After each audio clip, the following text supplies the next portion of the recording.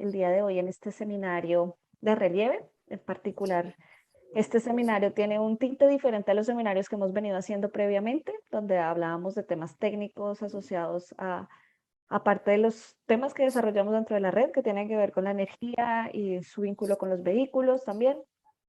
Eh, pero en estas sesiones damos comienzo al primer conversatorio de mujeres que hemos venido organizando parte de las investigadoras que hacemos parte de esta red. Y bueno, hoy nuestro primer conversatorio es con mujeres que están en el sector de la academia. Muchas gracias por darnos su espacio y su tiempo para participar en este diálogo. Y entonces les dejo con Luis Felipe Quirama, quien es la persona que moderará esta sesión.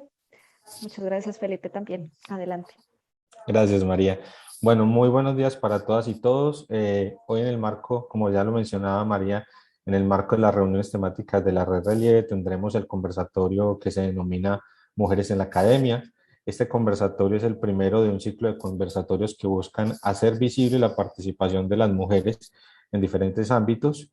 En conversatorios posteriores se abordarán temas como el rol de las mujeres en la industria y en el gobierno, pero específicamente en el día de hoy quisiéramos conocer sobre el tema de mujeres en la academia.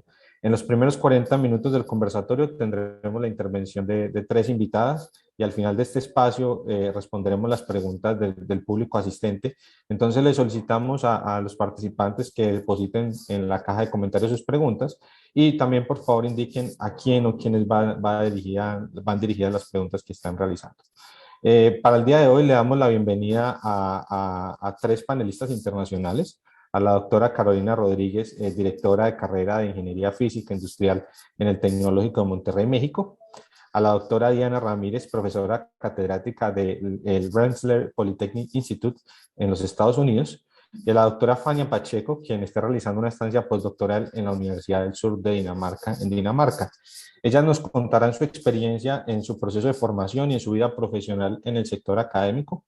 Vale la pena mencionar que como red de investigación esperamos que al final de este conversatorio podamos tener elementos que nos permitan incrementar la participación de estudiantes y profesionales mujeres en la red y en la academia. Al interior de Relieve, este tema es bastante fundamental y tiene muchas oportunidades para balancear la equidad de género. Solo para mencionar que el 25% de las personas que participan en la red en este caso son mujeres y que este tema trasciende a otros campos dentro de la academia. Entonces, por ejemplo, cerca del 27% de los autores de los artículos de investigación son mujeres. Y en Colombia en particular, en donde actualmente me encuentro, 3 de cada 10 personas graduadas de las carreras STEM, que son aquellas relacionadas con ciencias, tecnología, ingeniería y matemáticas, son mujeres. Entonces tenemos muchas oportunidades de mejora y esperamos que este conversatorio nos sirva para identificar cómo hacer viables y hacer realidad esas oportunidades que vamos a identificar. Para empezar entonces quisiera pedirle a cada una de nuestras invitadas que nos contara un poco sobre su trabajo, sobre el enfoque y sobre la labor profesional que realiza dentro de su campo profesional. Podemos empezar entonces con la doctora Carolina Rodríguez y que nos cuente sobre qué labor realiza. Adelante, doctora. Muchas gracias, Luis Felipe. Bueno, pues yo realizo principalmente cuatro cosas que todas vienen encaminadas la carrera digamos, la carrera que estudié fue física. Yo soy física y luego hice estudios de posgrado en astrofísica, ¿no? Y particularmente en la radioastronomía.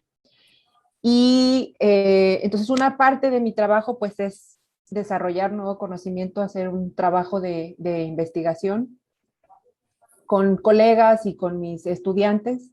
Y ahora que soy parte del Tecnológico de Monterrey, pues también otra parte de mi responsabilidad es comunicar el conocimiento a nivel profesional. Soy profesora de física para los alumnos de la carrera de física y otras carreras.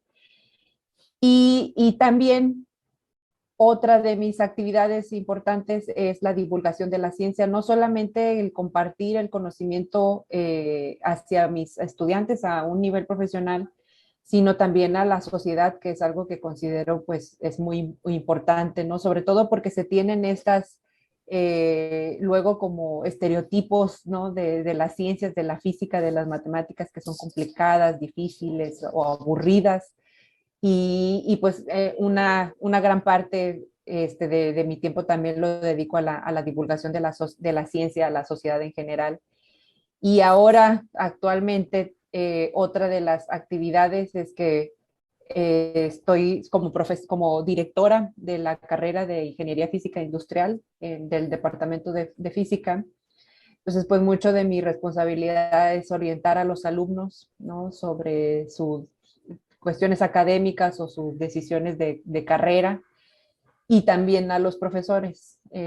Como estamos implementando un nuevo modelo educativo, pues también apoyar en la dirección a tanto alumnos como a los profesores. Entonces, pues básicamente son esas cuatro cosas, ¿no? Dirigir, orientar y comunicar el conocimiento a alumnos y a la sociedad en general.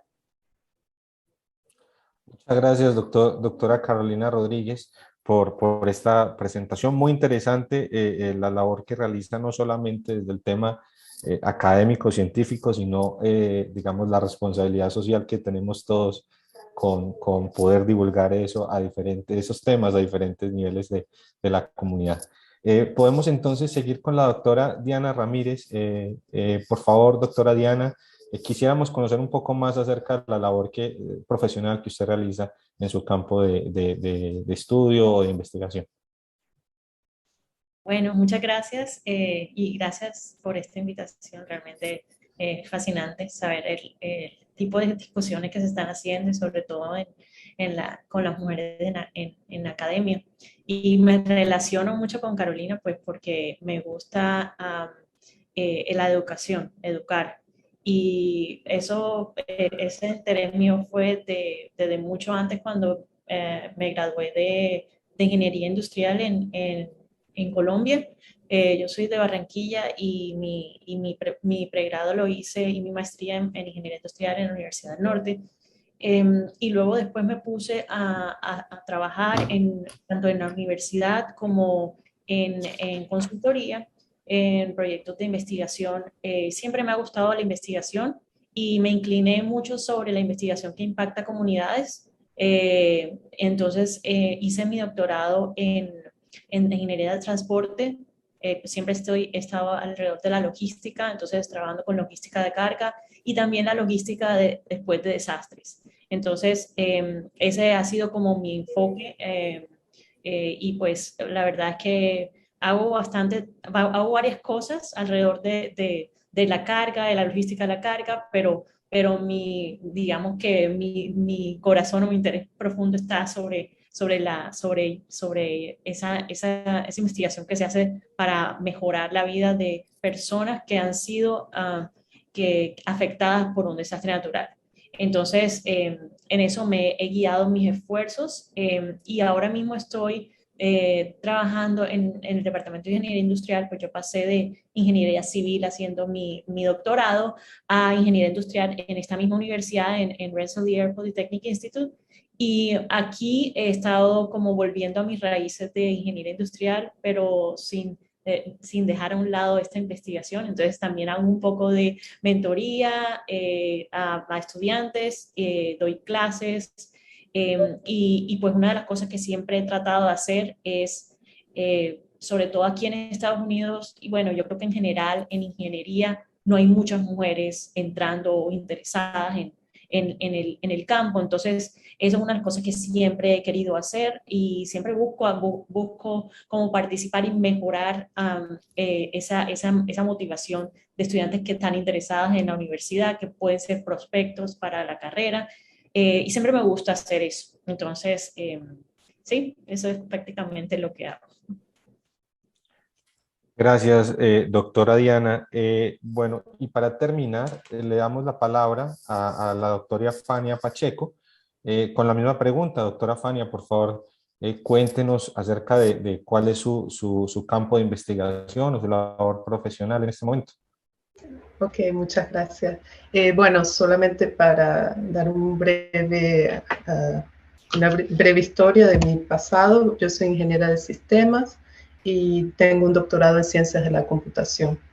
En el pasado trabajé en departamentos de mecatrónica, donde trabajé con varias personas que ya están acá en Ecuador. Trabajé en el área de mecánica, donde mi área principal es inteligencia artificial, y esta área la he aplicado en muchos procesos, en diferentes áreas de la ciencia. En mi doctorado fue en el área de telecomunicaciones satelitales, y ahora en el sur de Dinamarca me encuentro en un departamento de mecatrónica donde aplico la inteligencia artificial a sistemas mecánicos, sistemas rotativos.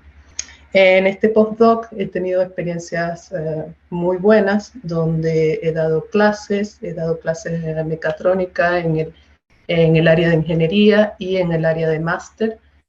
También comparto los comentarios de Diana, porque en esta universidad conseguí una diferencia bastante elevada entre el número de mujeres en la ingeniería y de hombres, a tal punto que he tenido clases donde no tengo ninguna mujer. O sea, tengo 30 estudiantes, a tal punto donde todos mis colegas pueden llegar a ser hombres nada más.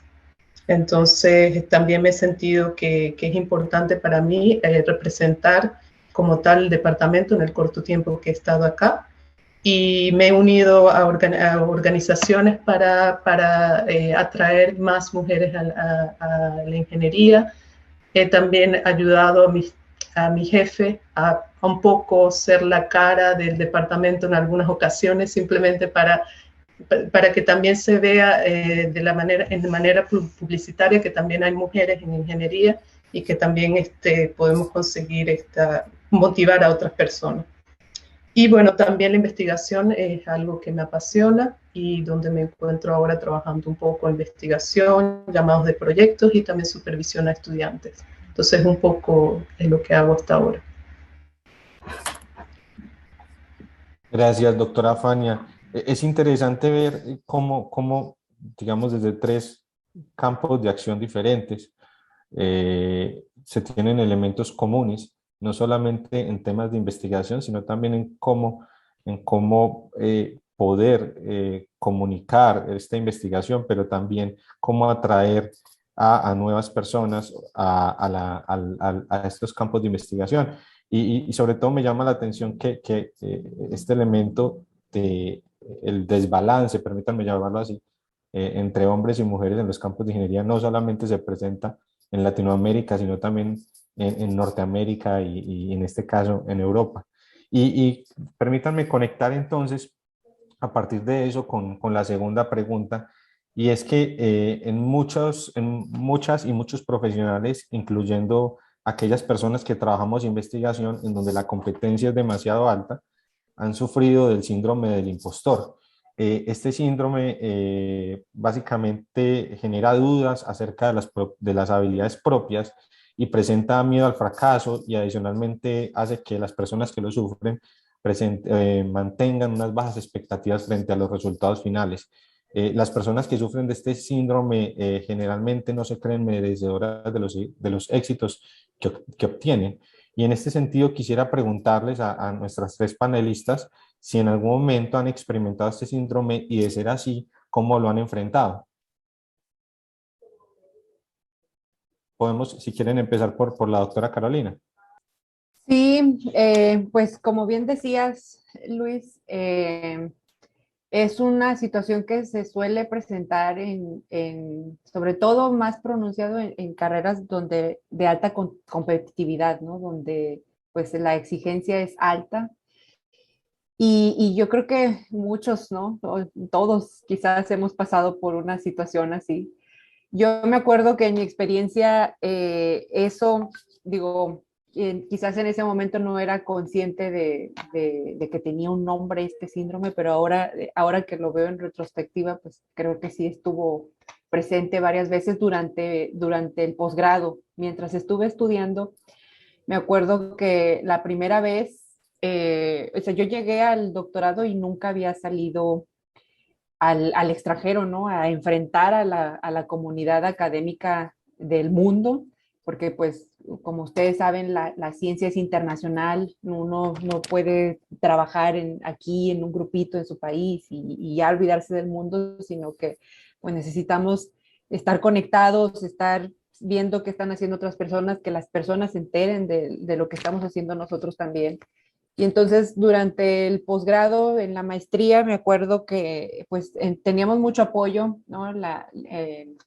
Para poder ir a presentar tu trabajo a congresos o ir a escuelas de verano. Yo, por ejemplo, que soy radioastrónoma, pues nos enviaban a estos sitios donde están los observatorios que utilizamos, los radiotelescopios, uno muy famoso que estaba que está en el desierto de Socorro, Nuevo México, en Estados Unidos. Y ese fue el primero al que fui.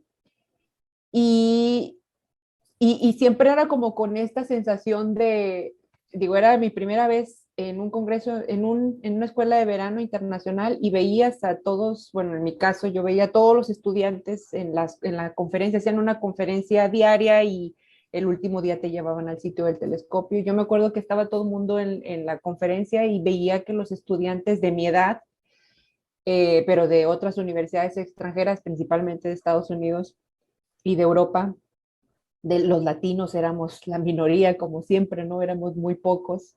Pues yo veía que preguntaban, pues muy con toda la facilidad, sin miedo quizás, o no sé, a equivocarse. Y yo me quedaba como que, eh, no, pues no hago preguntas porque a lo mejor mi pregunta es muy tonta, ¿no? Como más tímida de pensar que a lo mejor lo que mi duda no era suficientemente buena como para ser expuesta en un congreso internacional. Y luego ya cuando en el doctorado que me tocaba ir pues a congresos también mi primera conferencia en inglés y en un congreso internacional y especializado en particularmente en mi investigación, pues también iba con todas estas dudas, ¿no? Pues quizás lo que yo estoy haciendo no es tan relevante, quizás no es suficientemente relevante como para presentarlo en un congreso internacional donde van a estar pues las 400 personas del mundo que se dedican a este tema de investigación. Y eso era lo que yo sentía, pero ya pues lo tenía que hacer, ¿no? Entonces me acuerdo que cuando ya di mi plática, pues con todo el nervio del mundo, ¿no? De que fuera mi primera plática internacional en inglés y frente a personas pues mucho más grandes que yo y mucho más experimentadas que yo. Me acuerdo que al terminar la plática se acercaron a felicitarme e inmediatamente después de que mi plática terminó, mi asesor me escribió que una persona de los que estaban ahí le había escrito, oye, tu estudiante, muy buena plática, bla, bla, bla, etcétera. Y yo era como que, pues no, o sea, no me sentía como que realmente fuera algo que realmente estaba contribuyendo como las demás pláticas, ¿no? Entonces, eso yo siento que sucede mucho en el posgrado, en los posgrados. No sé si a nivel, supongo que sí, ¿no? Con todos en universidades extranjeras aquí, pero quizás los latinos, y particularmente hablando de México, pues tenemos, yo creo que esos, como decía un investigador, solemos ser muy portentosos los mexicanos, no sé, cómo decir mucho, pero en realidad estamos bien acomplejados, ¿no? Tenemos muchos complejos y uno grande creo que se manifiesta así como síndrome del impostor, ¿no? Quizás viene un poco de nuestra historia, ¿no? De nuestra propia historia como mexicanos, como latinos, ¿no? Que siempre pues somos minoría, pues somos un país en desarrollo y eso quizás impone cuando vas a enfrentarte con países pues que invierten muchísimo más en ciencia, que hacen muchísimo más investigación, que son muchas más personas. Entonces, pues sí, ¿no? Definitivamente sí es algo que he experimentado, pero pues afortunadamente siempre hay que rodearse, tener su red de apoyo, ¿no? Y en esas cosas, pues mantener esa fortaleza de estarte recordando constantemente de que pues toda la trayectoria que a uno construido pues no ha sido gratis, ¿no? No se creó de la noche, hay que darse uno el crédito de que toda esa trayectoria pues ha sido es construida bajo una base sólida, si no pues no sería posible estar en donde estás, ¿no? Gracias, doctora Carolina. Bueno, continuando entonces, quisiéramos extenderle la misma pregunta a la doctora Diana. Adelante, doctora Diana.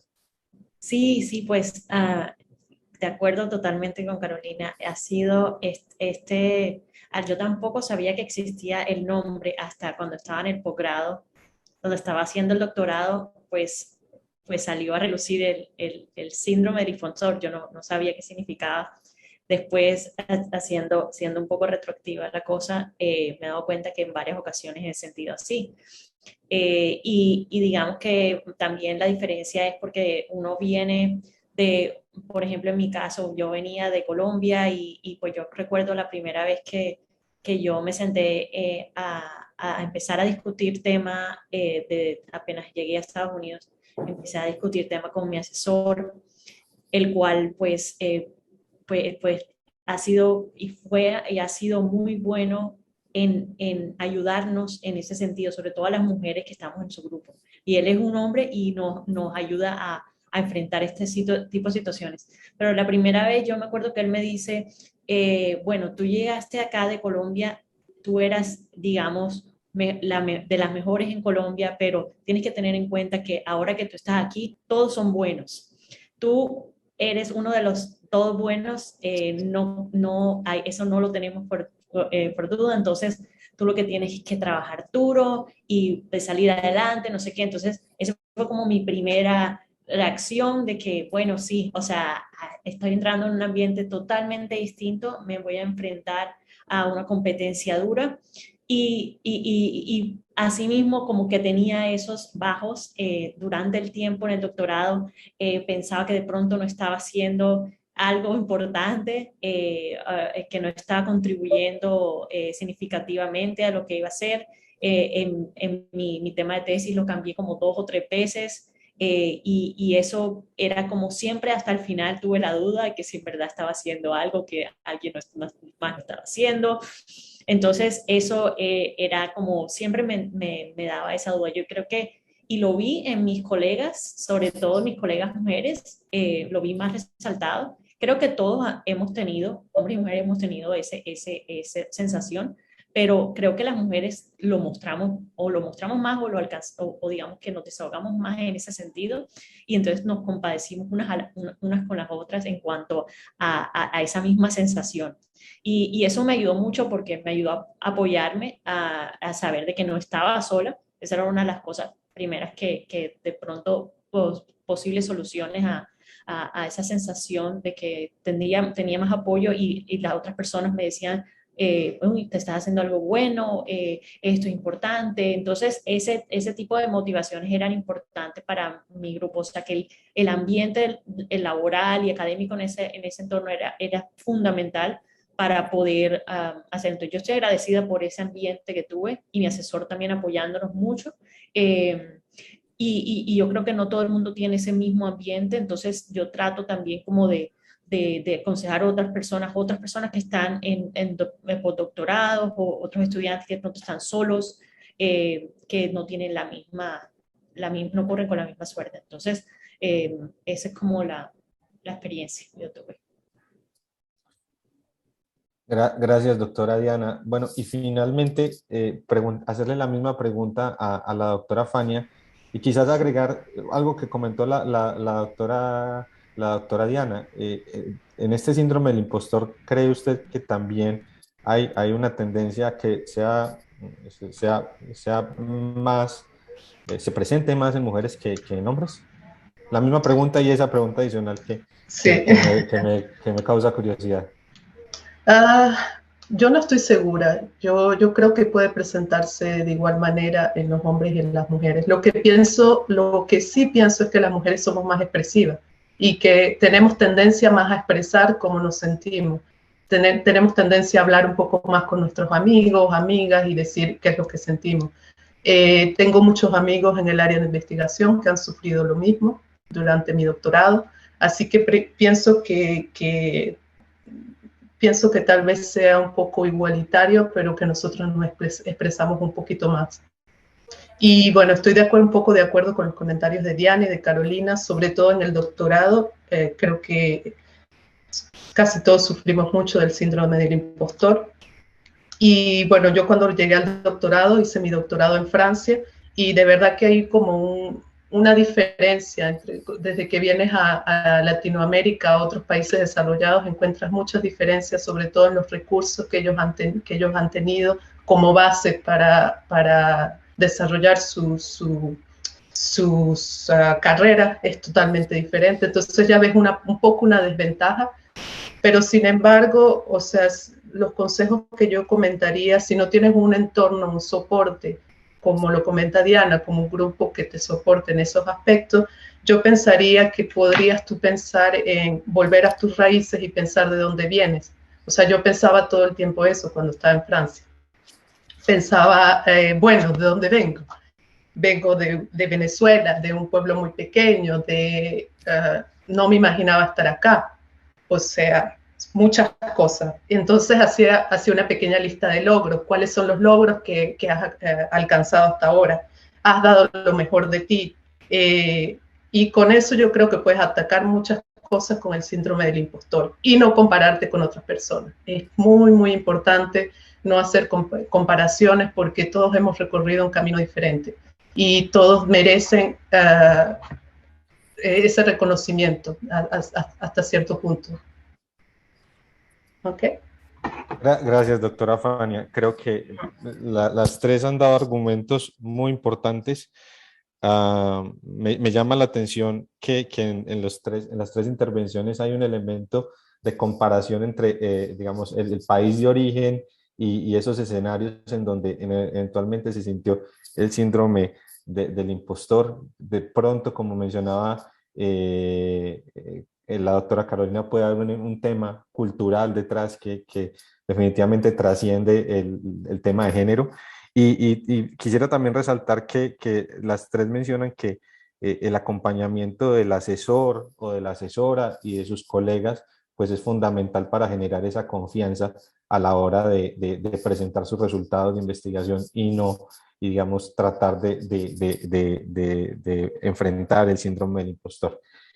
Y conectando con la siguiente pregunta acerca de cuando nos ha tocado, digamos, enfrentar situaciones difíciles, quisiera preguntarles a ustedes, en este caso podríamos empezar incluso en este caso al revés para rotar un poquitico el panel de intervención. Quisiera preguntarle a la doctora Fania, ¿cuáles creen que deben ser las habilidades que debe tener las mujeres que se encuentran en las áreas STEM y estas habilidades cómo las pueden desarrollar y fortalecer? Desde mi punto de vista, una de las cosas que a mí me gustaría que muchas mujeres desarrollaran y que crecieran en ese ámbito es el liderazgo. Para mí es súper importante. ¿Por qué? Porque hay muchas mujeres que no quieren tomar algunos puestos o algunas situaciones o algunos proyectos porque este tema de liderazgo es complejo. Y ya lo vemos en muchos aspectos, muchos hombres están al tope en este tipo de actividades. Entonces, esta es una de las cosas que bueno, yo todavía no soy la mejor en esto, estoy tratando de aprender, y cuando veo a todas mis estudiantes, las pocas que tengo, siempre les motivo a tomar roles que son importantes y que tienen miedo de tomarlos, pero que les gustaría tomarlos y que les gustaría ser mejores en esos roles. Sin embargo, no lo hacen por el miedo. Y afortunadamente he tenido, por ejemplo, acá he tomado algunos roles de liderazgo que fueron muy difíciles al principio, pero he tenido un sistema de soporte muy bueno. Como lo comenta Diana, hay que tener un grupo de investigación que te apoye, profesores que te apoyen, y en este punto yo pienso que el rol de los profesores y de los hombres es súper importante. ¿Por qué? Porque son ellos los que te apoyan en estas situaciones de liderazgo donde ellos ya experimentaron este tipo de situaciones. Entonces te pueden acompañar, te pueden ayudar, te pueden aconsejar, y eso fue lo que más o menos he experimentado durante este año, donde he tomado algunos roles de liderazgo con algunos proyectos. Entonces, eso es uno de mis comentarios. Muchas gracias, doctora Fania. Quisiera entonces extenderle la misma pregunta a la doctora a la doctora Diana en este caso. ¿Qué habilidades cree usted que deberían desarrollar las mujeres, deberían desarrollar o fortalecer las mujeres que están participando de las áreas o carreras STEM? Sí, bueno, yo estoy de acuerdo con Fania, tiene la parte de liderazgo es bien importante de que las mujeres desarrollen y yo agregaría que una cosa que podemos fortalecer más aún como mujeres es el tema de ingresar en actividades o proyectos que puedan relacionarse mucho con la gente, porque yo creo que hay una cosa que nosotros tenemos y es como esa empatía. Yo creo que es algo natural del género y digamos que yo creo que como a mí por lo menos creo que me ha funcionado en lo que yo he desarrollado, es como ese toque que uno le da. Puede ser de buen uso en lo que haga uno. Por ejemplo, en mi caso, en la investigación. ¿No? Me gusta investigar con personas y comunidades y poder hacer estudios de campo, pero para poder hablar con gente. Entonces, digamos que esa es una actividad que a mí me apasiona también por el mismo sentido de que de mi personalidad. Y digamos que eso es una cosa que las mujeres, yo creo, en el tema de empatía, que las mujeres podemos desarrollar, podemos facilitar también en mentoría, por ejemplo, ser mentores. Yo creo que somos buenas mentoras también. Podemos, digamos, llegar mucho a motivar a la persona. Entonces en ese caso yo diría que uno podría fortalecer aún más en estas áreas. Muchas gracias, doctora. Y finalmente, la doctora Carolina, tal vez añadiéndole una pregunta adicional de acuerdo a lo que dijeron las colegas anteriores, y es el tema del liderazgo, dado que usted está involucrada digamos, en un sistema de información, en un sistema de formación educativa.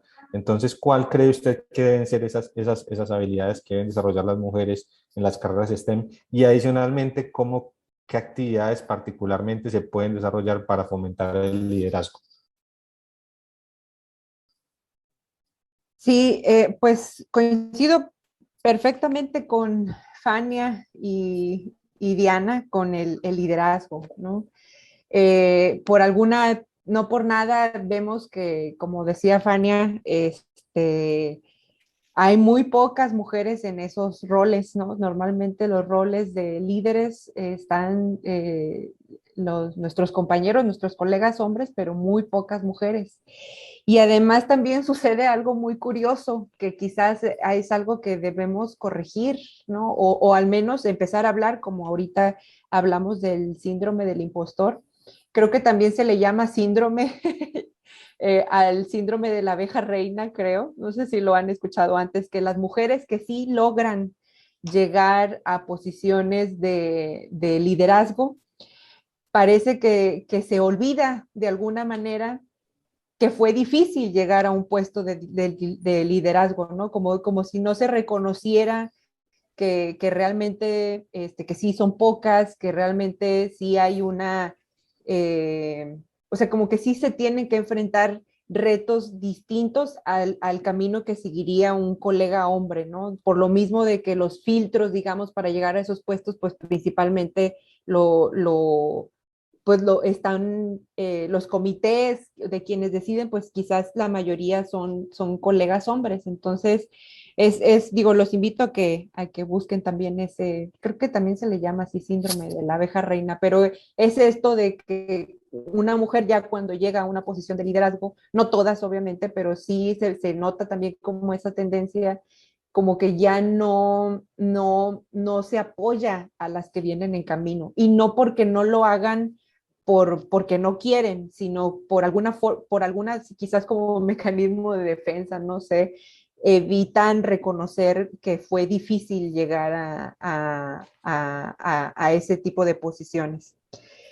Y bueno, principalmente pues en las áreas de STEM, digo, yo diría que una cuestión muy importante de lo que hacemos todos los que hemos hecho un posgrado en ingeniería y en ciencias matemáticas es que un posgrado te prepara un doctorado para resolver problemas, ¿no? Y con resolver problemas siempre les digo a mis alumnos que no me refiero a agarrar una ecuación y despejar X, ¿no? Sino a resolver un problema que no tiene una solución en el apéndice del libro, ¿no? Es un problema real que no tiene una solución y a veces siento que no solemos manejar bien esas situaciones de, pues que son de incertidumbre. Y algo que yo personalmente opinaría es que las mujeres, y que creo que está ligado con esta situación de liderazgo, solemos como buscar, decir, ah, tengo este problema, tengo esta duda, esta pregunta, la respuesta no está en mí, ¿no? La respuesta la tiene alguien más que sí sabe, ¿no? Voy a ir con un compañero o con alguien más que sí sabe por dónde ir para la respuesta, o sea, como esa tendencia a pensar que la respuesta no la tenemos nosotras, sino que hay que buscarla en alguien más. Y creo que eso también es una cuestión que está relacionada con el liderazgo y con una cuestión de confianza también, de que hay que aprender que nosotras mismas podemos encontrar apoyadas, sí, pues son grupos de, ¿cómo decirlo? Pues tienes tu colega, tu grupo de investigación, uno tiene que discutir ideas, pero también esa confianza de saber que la respuesta uno mismo también la puede encontrar, ¿no? No que está en alguien más encontrar la respuesta. Y, y sobre pues, ¿qué haríamos? Pues, ¿qué podemos hacer en este sentido? ¿Qué actividades? Pues coincido con Diana en las actividades de mentoría y lo que también anteriormente decía Fania, de si nos ha costado tanto, ¿no? Lograr abrir camino, pues una forma de mejorar quizás esta situación o de fortalecerla es ir preparando a las nuevas generaciones, ¿no? De hablar de estos temas con los muchachos y muchachas y pues irles mostrando el camino para que sea como más claro y que desde tempranas edades tomen esta posición, esta confianza de que lo pueden hacer, no esperarnos, digo yo en mi caso creo que posiciones como de liderazgo, como bien decía Fania, todavía estoy aprendiendo, ¿no? Tratando de ir por ese camino, pero creo que son cuestiones en las que ya me puse ya más grande, ¿no? No de tan joven, de adolescente durante la carrera, sino ya dentro del posgrado o saliendo del posgrado. Entonces, pues yo creo que esas cosas entre más pronto las hagamos y las fortalezcamos con nuestras alumnas, por ejemplo, pues mucho mejor.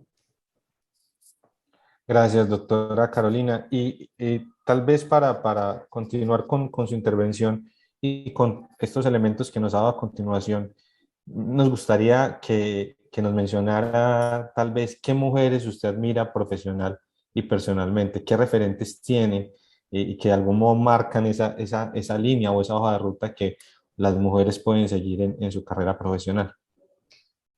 Pues no tengo un nombre así en particular, pero sí yo diría que admiro a las colegas, por ejemplo, cuando hacemos este tipo de eventos y le ponemos rostro a Diana, a Fania, ¿no? O sea, son cosas que dices, pues sí te da orgullo, ¿no? Que mujeres, no solamente mexicanas, sino de otros países, pues estén abriéndose camino y sobre todo también cuando ya hay mujeres, un poco con lo que mencionaba en la pregunta anterior, que ya están como en otras posiciones mucho más avanzadas o privilegiadas, no sé cómo llamarlas.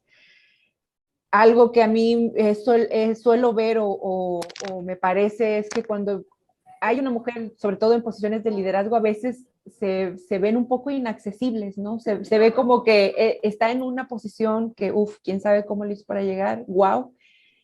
Y no todas, pero sí diría que a veces hay una dificultad para acceder a ellas, ¿no? Y yo creo que esto, yo admiro cuando hay mujeres que sí están en ese tipo de posiciones privilegiadas o de liderazgo o como les queramos llamar, pero que sí voltean a ver, ¿no? A a las alumnas, a la sociedad y hacer ese vínculo de que no están totalmente desconectadas. Y particularmente en mi carrera, digo, como les mencionaba al principio, a mí me encanta hacer mucho divulgación científica, tener este vínculo con la sociedad, porque un poco pues tratar de que mi historia sirva de algo, ¿no? De que todo el trabajo que me ha costado, todo el camino, pues que sirva a las nuevas generaciones como inspiración o como apoyo o de la manera que sea. Y a mí, cuando yo estaba iniciando la carrera, me acuerdo que pues no había nada de esto de Facebook, YouTube, como ahora que todo está a un clic de distancia y me ponía a investigar, me llamaba mucho la atención todo lo que tenía que ver con astronautas. Y siempre que investigaba era pues nombres de astronautas, ¿no? Hombres. Y eso en ese momento yo no era consciente, ahora que lo veo en retrospectiva, pues soy consciente de todas esas cosas, pero eso me daba una idea de que era muy complicado estudiar algo del universo, del espacio, porque pues era como que pues son hombres, ¿cómo le hago yo? A lo mejor eso no es para mujeres, no sé. Hasta que encontré a una mujer que fue mi motivación, se llama Eileen Collins y sus colegas le decían de Rocket Woman.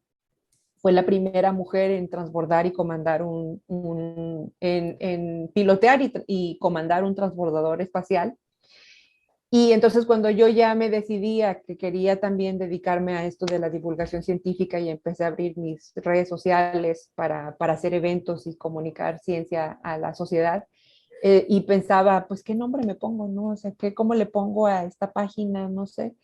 Y fue un nombre que he usado toda mi vida desde que descubrí a esa mujer. En esas épocas, ahorita es otro, pero antes usábamos el Messenger, se acordarán, ¿no? Y uno ponía su nickname y mi nickname siempre era Mujer Cohete. Entonces, cuando abrí mis redes sociales, decidí ponerle de la Mujer Cohete, ¿no? Entonces, es como que lo que a mí me sirvió de inspiración, a Eileen Collins, pues espero que ahora también le pueda servir como inspiración o apoyo a las siguientes generaciones. Muchas gracias, doctora Carolina. Aprovecho esta oportunidad para recordarles a los participantes que pueden depositar sus preguntas en la caja de comentarios y que por favor indiquen a quién va dirigida. La misma pregunta para la doctora Diana. Doctora Diana, ¿tiene usted alguna mujer que admira personal y profesionalmente? Y si puede contarnos un poquitico más acerca de esta persona. Sí, muchas gracias. Bueno, yo tengo referentes, pues tengo varios referentes, pero en la parte profesional coincido mucho con Carolina, mis colegas del área han sido como inspiración para mí. Hay unas que están en un nivel más alto, pero otras que fueron, digamos, hay dos colegas que una es de República Dominicana y otra es de Colombia también. Ellas se graduaron antes que yo en del mismo grupo y fueron aquellas que también con las que compartimos también esto del síndrome del impostor, y algo particular es que ellas dos son mamás. eh, y pues yo no soy mamá, pero ellas dos son mamás y ellas dos siendo mamás sacaron adelante su doctorado, y digamos que las dos tenían a sus hijas, una tenía su hija chiquita, la otra tenía dos niños pequeños que crecieron pues durante ese tiempo, y yo admiraba mucho eso porque a pesar de que tenían la carga grande, ellas sacaban su espacio y se dedicaban a sus hijos. Y entonces de ahí yo aprendí, yo dije, bueno, yo ojalá en un futuro cuando sea mamá, quiero ser así, o sea, no dejar a un lado y como enfocarme todo en mi carrera y en tiempo y todo esto, eh, pero también dedicarle a la familia. Entonces, para mí eso fue chévere porque también ver que ellas son exitosas, ambas están en universidades, están de profesoras, y tienen una familia bonita. Entonces, eso para mí fue importante, y por ello las admiro mucho. y hay unas personas que, de la academia que son, digamos, mi referente a nivel académico. Una de ellas, yo leía sus artículos, pero nunca nunca la había conocido personalmente en una conferencia. Pues, así como decía Carolina, pues, de esas personas que uno piensa que son inalcanzables, que están en eso, pues a la señora la vi en una conferencia y a mí me da pena como llegar a ella y decir, bueno, pues presentarme, pero se dio la oportunidad que coincidimos en el baño. Entonces, eso fue fantástico porque ella es toda pequeñita, pero es grande. Entonces fue interesante porque ella me hizo un comentario muy así, entonces fue algo como chévere de haberme podido y haber dado cuenta que en realidad es una persona de carne y hueso, accesible. Entonces, eso fue maravilloso. Y lo otro que quería comentar era, pues a nivel personal, mi referente pues ha sido en mi familia mi mamá y mi abuela.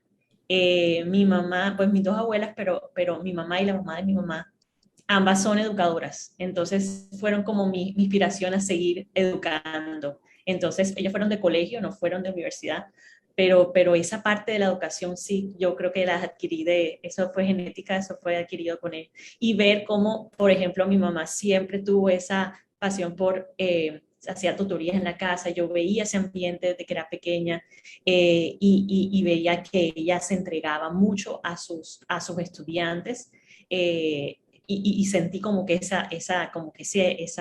amor de educar, eso lo adquirí de ella. Entonces, eso ha sido como mi referente a nivel profesional también. Gracias, doctora Diana. Bueno, y finalmente, doctora Fania, ¿tiene usted algún referente personal o profesional que sea mujer y que de algún modo le sirva de guía en su carrera? Bueno, sí, tengo varios referentes. Comparto un poco los comentarios de Carolina y Diana. Mucho tiene que ver con mi madre, la manera, la educación que tuve o cómo ella ve el mundo. Éramos dos hombres y dos mujeres donde la igualdad se mantenía en la casa, ¿no? Que eso era súper importante y bueno, ese tipo de pensamiento de que tú puedes lograr lo mismo que tu hermano es súper importante y desde pequeña como que dejar ese tipo de pensamiento en tu cabeza es súper importante. Entonces eso creo que ha afectado mucho, me ha afectado mucho y por supuesto durante mi carrera de ingeniería afortunadamente tuve muchas profesoras y profesoras súper profesionales, líderes, muy buenas profesoras, sobre todo mi supervisora, que fue mi supervisora en ingeniería, en el máster, y luego continuamos, seguimos trabajando, que por cierto está por ahí, Mariela Cerrada, y otros de mis colegas también en Ecuador, muy buenas colegas, donde yo veo cómo trabajan, donde yo veo, aprendo de ellos cómo hacer algún tipo de cosas o cómo comunicarse o cómo afrontar algunas situaciones o problemas difíciles. Entonces, para mí eso ha sido bastante bueno. Y también me gusta mucho la historia y me gusta mucho la historia de la ciencia, así que siempre leo biografías o miro películas que están liadas a este tipo de cómo la mujer ha crecido en la ciencia. Y una película que de verdad, que justo hace poco la vi, pero que es una de mis favoritas, una mujer en la ciencia, que es una de mis favoritas, es Marie Curie. Y hay que ver la historia, hay que ver cómo ella logró todo lo que logró sin tener ningún soporte, ninguna ayuda, y ser la primera mujer en lograr eso. Hay que ser muy fuerte, hay que tener mucha paciencia. Era muy terca en lo que quería lograr y lo logró sin que nadie lo parara. Entonces, para mí, eso son historias de la ciencia, historias de muchas investigadoras que han hecho lo mismo que ella ha hecho. Claro, no con los mismos resultados, pero, o sea, se ve el esfuerzo y esfuerzo que ahora nosotros no lo tenemos que hacer porque ya hay una sociedad donde ya tenemos libertad de estudiar, donde ya podemos hacer lo mismo que los hombres, pero sin embargo en el pasado no era exactamente lo mismo. era mucho más complicado, más complejo. Entonces eso es un poquito lo que quería comentar.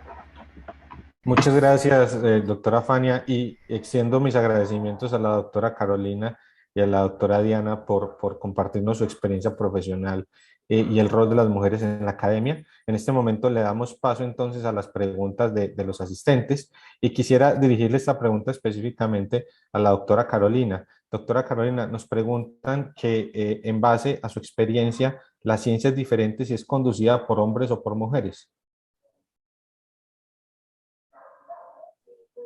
No tengo una respuesta certera respecto a eso. Yo creo que, bueno, al menos en mi experiencia en ciencia, en investigación, no he tenido la fortuna de trabajar con mujeres. Siempre me ha tocado trabajar con puros hombres.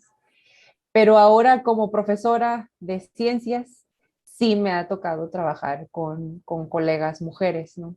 Y sí, ahí bueno, yo sí siento como un apoyo diferente, ¿no? Es como como más apertura a hablar o quizás por este miedo que luego compartimos algunas colegas de equivocarnos o de estar en lo incorrecto, como que cuando es un grupo en el que hay mujeres, uno se siente como más en confianza, ¿no? Más, con más posibilidades de opinar, de compartir, no sé, pero no debería, ¿no? No debería de existir una diferencia porque así como comentaba antes, que la ciencia es internacional, ¿no? Que es,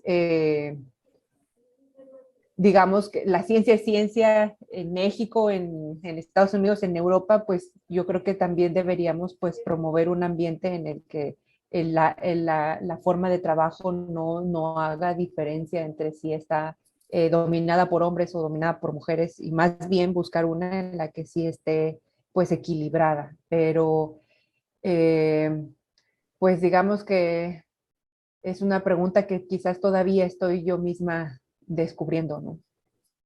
Muchas gracias, doctora Carolina. Ujú. También nos preguntan, y quisiera dirigirle esta pregunta a la doctora Diana, si eventualmente pudiera atribuir una ausencia de liderazgo en las mujeres en la ciencia, ¿a qué factores creería que se podrían dar esta ausencia de liderazgo? Es una pregunta dura, porque sí hay, es cierto y hay pueden haber bastantes motivos por las porque las mujeres no asumen algunos cargos de liderazgo, pero una cosa que se me ocurre es de pronto también la falta como de apoyo de otra gente a poder encaminarlos o hacerle mentoría para hacer una carrera de liderazgo si eso es lo que quieren hacer. Recuerdo que aquí, por ejemplo, en el departamento que yo trabajo, ahorita va a asumir el cargo de director de departamento una mujer. Y resulta que el proceso de ella es profesora de otro departamento de la universidad y va a pasar de profesora, de haciendo sus cosas, a ser directora del departamento de aquí. Y una de las cosas que me llamó la atención cuando hablaba con ella y luego también con quien va a cederle, que es un hombre, un señor que ya está por retirarse, y él decía que él la asesoró a ella, pues en algún momento ella le dijo, me interesa hace 2 años, me interesa empezar una carrera de liderazgo administrativa en la universidad, y él la encaminó y le dijo, bueno, vamos a este evento, a esta conferencia. Le lograron conseguir la universidad le patrocinó como una formación formal, algo formal de liderazgo, y fíjate que eso tuvo también consecuencias positivas porque al final ella asume este cargo. Entonces, todo llevó un proceso de formación para que hoy en día pudiera estar ahí. Entonces, yo creo que esas oportunidades deben ser aún más pues debería existir en las diferentes áreas, en diferentes pues, sí, organizaciones, ¿no? Gracias, doctora Diana. Y una última pregunta, sé que estamos sobre el tiempo, dirigida a la doctora Fania. Doctora, ¿en algún momento ha sentido desigualdad en el reconocimiento de sus méritos y o trabajos? Y si es así, ¿cuál podría ser la causa? Debería pensarlo. No he sentido desigualdad en ningún momento, no creo, pero sí puede ser que haya desigualdad he visto desigualdad con mis estudiantes, eso sí lo he visto, con mis estudiantes las mujeres y los hombres. Pero desde mi punto de vista no, desde que estaba estudiando no. Bueno, he tenido suerte, tal vez algunos compañeros, el entorno donde te encuentras es muy importante. Entonces, siempre tal vez evitaba entornos muy competitivos, tal vez no me gusta mucho competir, entonces yo creo que allí puede ser que sí consigas ese tipo de cosas. Gracias, doctora No Fania. tengo nada con... Bueno, nuevamente muchas gracias a los panelistas, a los asistentes a este conversatorio. Creo que hemos podido evidenciar tres posiciones en diferentes regiones, pero que confluyen alrededor de temas específicos de la participación de la mujer en la academia. Y con esto quisiera retornarle la palabra a a la doctora María Huertas para que realizara el cierre de la sesión. Fue un placer moderar este conversatorio. Muchas gracias. Ya. Muchas Gracias. gracias a Carolina, Diana, Fania, muchas gracias por su tiempo en este espacio. También a ti, Felipe, por la moderación. Y bueno, les esperamos en los próximos seminarios y en los próximos conversatorios que venimos organizando. Muchas gracias. Que tengan muy buen día.